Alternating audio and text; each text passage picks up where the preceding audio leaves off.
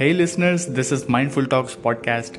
Welcome to the second episode of Decoding Biz. In these times of uncertainty and pandemic, many experts suggest that countries like United States, United Kingdom, Australia, etc. will be entering in slumped economy in late 2022 or 2023 as the American Federal Reserve is making efforts to cool down economic growth. As a result, stock markets are seeing the biggest sell-offs since the last 2 years, and stocks are tumbling down and people are being laid off. Many people had taken a leap faith during financial crisis of 2007 to 2008 and became successful businesses which we know as Instagram, Pinterest, WhatsApp, etc. One of the common questions that we get asked is, I quote, "How can I focus and grow my business?" Or any thoughts about leadership when a business is finding it difficult to make the ends meet, end quote. This leads us to ask them a question. What problem does your business solve for the world?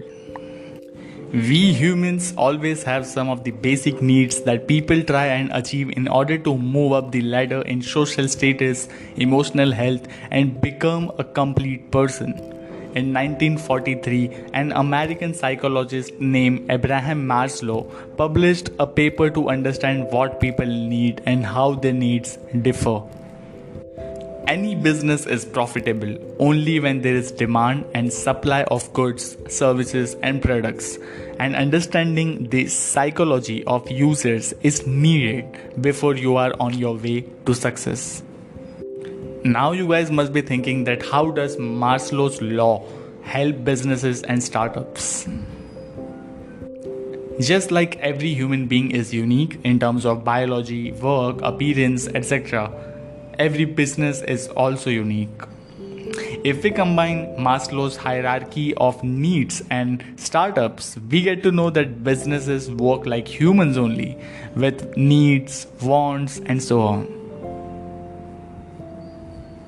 Every business starts from the bottom, that is, survival phase. In this mode, most of the businesses are bootstrapped, saving money on unnecessary things and making the most of the leads and converting them to a sale to validate their business model. After a successful time span during the survival mode, the business next moves on to the safety phase, where it seeks to raise capital and saves enough money to survive in the future if the situation arises. Once you serve the initial couple of years, after bootstrapping and investments from venture capitalists, you feel and enter into sense of belonging mode. In this mode, the startups start hiring the people who are aligned with startups' vision and mission, along with founder of the business, to keep the customer happiness and customer retention as the topmost priority. Once you belong to a place in the industry, and you belong in the industry as a prominent leader, a problem solver, or customer's go-to choice, comes the mode where you are esteemed with large number of top businesses, news and awards and recognitions and so on. And this will take you to a place where you are in importance mode with power, position, accomplishments, and being among the top from the industry and competitors.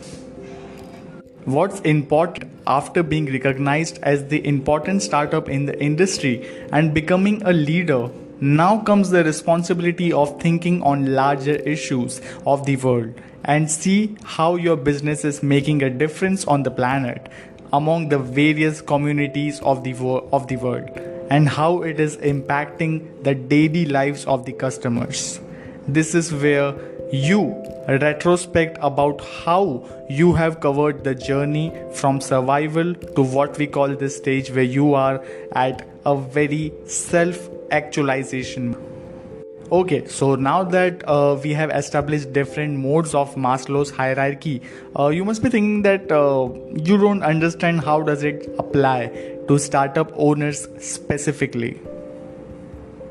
Startup owners have the ability to thrive the businesses depending on the choices they make about their business and select upon the priorities to work on compared to the courage they had shown while quitting their full-time job and becoming an owner of a startup. One thing that I personally noticed while comparing the hierarchy of humans, startups, and owners was that the latter are already in self actualization mode of humans when they start their business. Qualities such as creative thinking, time management, thinking out of the box, confidence in self and team, vision, etc., are in a way connected to survival phase mode of the founders, without which the owners can't build a successful team and a successful business. Startup owners build their businesses to follow the crowd, but to stand apart from the crowd and become an individual with self-actualization mode early. Now let's understand few survival mode needs, especially for founders. First is time. So, which is not one of the luxury every startup founder has. Being there and making decisions on time is critical and time sensitive for business owners. Every second they spend is accountable for daily challenges faced by us. Second is, of course, money. For expense beyond business, startup founders need to have savings for the next 18 to 24 months minimum before even thinking about investing money in a business. Every founder is looking for their startup's stocks to rise X times instead of being happy with just the monthly salary. To quote Maslow again, I quote, "When people appear to be something other than good and decent, it is only because they are reacting to stress, pain, or the deprivation of basic human needs such as security, love, and self-esteem." End quote. Just as we discussed earlier, that every human, every business is different, the same goes with every co-founder is different and every investor is different. There are some good co-founder policies and bad ones too. Now you must be thinking that what could be the salaries of the founders in the early stages can. So if you are planning to raise funds, it's very common that you have reasonable salary expectations. If a business is looking to raise a seed round for approx, let's say $500K, and both founder and co-founder are expecting a salary of $100K each, then investors or VCs will think poorly of the business and team both. Investors invest in the business more than they invest for founders' salary. Founders need to evaluate their personal expense, be it fixed or variable expenses, and strike a balance between both to survive in the early days of the startup. Maslow's theory is not based on quantitative data and focuses much on the hierarchical aspects of the need. However, the theory model helps to classify needs as such. It shows that there are some needs that can never be satisfied, like growth needs, while others should be satisfied in any case. That is, say for example, deficit needs. So, I hope you all enjoyed listening to this podcast. I hope this podcast would definitely have a huge impact and it will push you in your business journey. So yes, let's meet in the next episode. Till then, keep advancing.